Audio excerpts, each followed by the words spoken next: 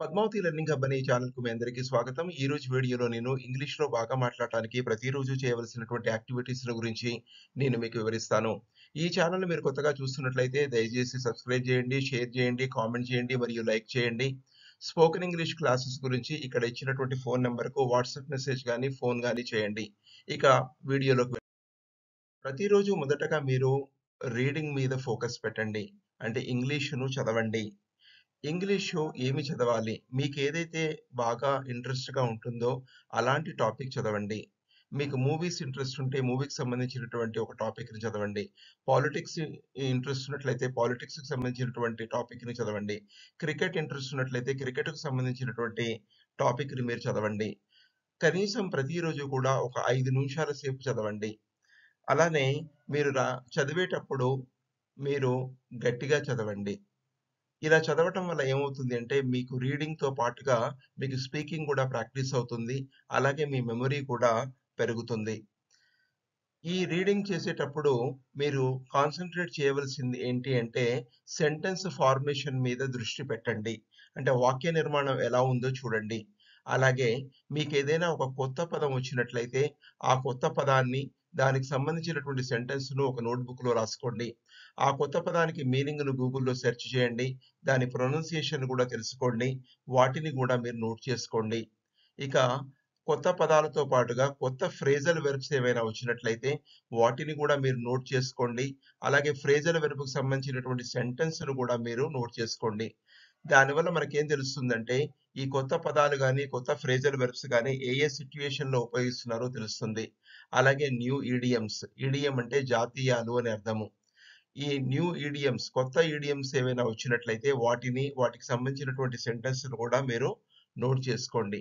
ఇలా మీరు ప్రతిరోజు గూడా రీడింగ్ యాక్టివిటీని కనీసం 5 నిమిషాలు చేసి, దానికి సంబంధించినటువంటి కొత్త పదాలను, కొత్త ఫ్రేజల్ వెర్బ్స్‌ను, కొత్త ఈడియమ్స్‌ను, దానికి సంబంధించినటువంటి సెంటెన్సెస్‌ను మీరు నోట్ చేసుకోండి. అలాగే రెండవదేంటంటే రైటింగ్. అంటే ఇప్పుడు ఆల్రెడీ మీరు చదువుతూ ఉన్నప్పుడు రాయటం అనేది మీరు మొదలెట్టారు. చదవటంతో పాటుగా రైటింగ్ కూడా చేయండి. ఇది కూడా కనీసం ఒక 5 నిమిషాల సేపు మీరు రాయండి.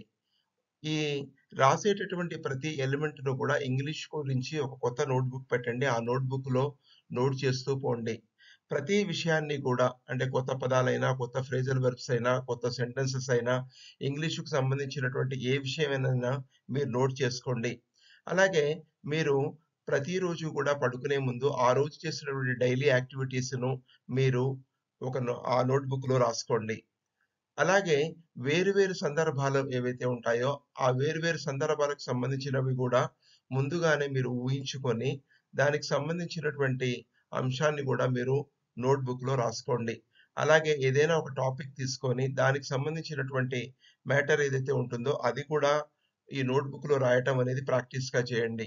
సో, ఇలాంటి ఎక్సర్‌సైజ్ చేయటం వల్ల, ఈ ఎక్సర్‌సైజ్ మీకు ఇంగ్లీష్‌లో బాగా మాట్లాడటానికి ఉపయోగపడుతుంది. ఇక మూడవ యాక్టివిటీ ఏంటంటే లిజనింగ్. లిజనింగ్ అనేది చాలా చాలా ఇంపార్టెంట్. అంటే లిజనింగ్ అంటే వినటం అని అర్థము. అంటే శ్రద్ధగా వినటము. ఈ శ్రద్ధగా వినటం కూడా కనీసం 5 నిమిషాల సేపు ప్రతిరోజు కూడా చేయండి.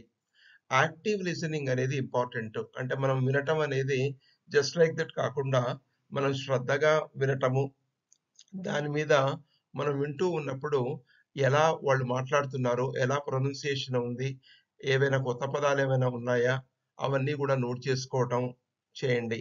ఇక్కడ మీరు వింటూ ఉన్నప్పుడు ఒక వాక్యం విన్న తర్వాత దానిని మళ్ళీ రిపీట్ చేయండి. ఇలా రిపీట్ చేయటం వల్ల మీకు వాక్య నిర్మాణం మీద పట్టొస్తుంది. అలాగే ప్రొనౌన్సియేషన్ మీద గూడా మీకు బాగా డెవలప్ అవుతుంది.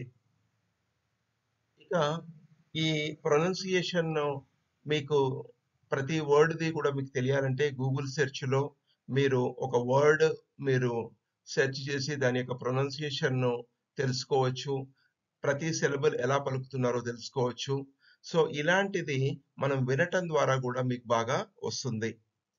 అలాగే ఈ వింటున్నప్పుడు గూడా కొత్త పదాలు, కొత్త ఫ్రేజల్ వెర్బ్స్, కొత్త ఈడియమ్స్‌ను మీరు గమనించినట్లయితే అవి గూడా మీరు నోట్‌బుక్‌లో నోట్ చేసుకోండి. సో, ఈ ఇంగ్లీష్ వినటం వల్ల మనకేం తెలుస్తుందంటే, వేర్వేరు సందర్భాలలో ఇంగ్లీష్ ఎలా మాట్లాడాలో మనకు తెలుస్తుంది. అంటే, మనం ఏదైనా ఒక సిట్యుయేషన్ మనం ఫేస్ చేస్తున్నప్పుడు ఇది ఆల్రెడీ ఆ సిట్యుయేషన్‌కి సంబంధించింది విని ఉంటాం కాబట్టి ఇంగ్లీష్ మాట్లాడటం అనేది సులువవుతుంది. ఇక నాలుగవది స్పీకింగ్. అంటే చాలామంది ఇంగ్లీష్ చదువుతారు, రాస్తారు, అలాగే వింటూ ఉంటారు. కానీ మాట్లాడటం మీద ఎక్కువ శ్రద్ధ పెట్టరు. మాట్లాడటం మీద గూడా ప్రతిరోజు శ్రద్ధ పెట్టాలి.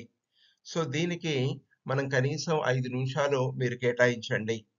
సో, మీరు ఏదైనా ఒక టాపిక్ తీసుకోండి. దానిని గురించి మాట్లాడండి. మొబైల్ సహాయంతో రికార్డ్ చేయండి. ఇప్పుడు మొబైల్ మన చేతిలో ఉంది కాబట్టి రికార్డింగ్ అనేది చాలా ఈజీ. సో, మీరు ఆడియో రికార్డింగ్ అయినా, వీడియో రికార్డింగ్ అయినా చేసుకొని మళ్ళీ దాన్ని మీరు వినండి. అంటే మీరేదైతే రికార్డ్ చేశారో దాన్ని మళ్ళీ మీరు వినండి. సో, ఈ వినటం వల్ల ఏమవుతుంది అంటే మీకేమైనా తప్పులున్నాయా లేదా అనేది మీకే తెలుస్తుంది. దానిని కరెక్ట్ చేసుకునేటటువంటి ప్రాసెస్‌లోకి మీరు వెళ్ళగలుగుతారు. ఏది సరైంది, ఏది సరైంది కాదు అనేది కూడా మనకు అర్థమవుతుంది. అలాగే మీరు ఈ మాట్లాడటం అనేది మీరు ఓన్‌గానే కాకుండా అంటే సెల్ఫ్ టాక్ లాగా గాని లేదా మొబైల్ సహాయంతోనే కాకుండా మీరు ఫ్రెండ్స్‌తోని కూడా మాట్లాడండి. సో, మీకు లైక్ మైండెడ్ ఫ్రెండ్స్ ఎవరైతే ఉంటారో వాళ్ళతోని ప్రతిరోజు కూడా మీరు కొంతసేపు మాట్లాడండి.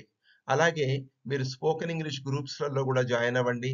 అక్కడ గూడా మీరు ఇంగ్లీష్ మాట్లాడేటటువంటి ప్రాక్టీస్ మీకు అవుతుంది. అలాగే ఇక్కడ మీరు స్పోకెన్ ఇంగ్లీష్ మాట్లాడటానికి చాలా యాప్స్ గూడా అవైలబుల్ అయి ఉన్నాయి. వాటిని గూడా మీరు ఉపయోగించుకోండి. ఇలా మీరు ఇంగ్లీషు మాట్లాడటానికి, దీనికి సంబంధించినటువంటి ఈ నైపుణ్యాన్ని పెంచుకోవటానికి ఏవైతే అవసరం ఉన్నాయో రీడింగు, తర్వాత రైటింగు, అదే రకంగా లిజనింగు, స్పీకింగ్ మీద కనీసం 5 నిమిషాలు మీరు ఫోకస్ చేయండి. ప్రతిరోజు ఒక 20 నిమిషాల సేపు పెట్టుకొని ఈ 4 యాక్టివిటీస్ మీద శ్రద్ధ పెట్టినట్లయితే మీకు ముఖ్యంగా మీకు వొకాబులరీ డెవలప్ అవుతుంది. ప్రొనౌన్సియేషన్ కూడా డెవలప్ అవుతుంది. అలాగే సెంటెన్సెస్ ఎలా మాట్లాడాలి, సెంటెన్స్ ఫార్మేషన్ మీద మీకు నాలెడ్జ్ పెరుగుతుంది. అలాగే వేరు వేరు సిట్యుయేషన్స్‌లలో ఇంగ్లీష్‌లో ఎలా మాట్లాడాలి అనేటటువంటిది మీకు బాగా అర్థమవుతుంది.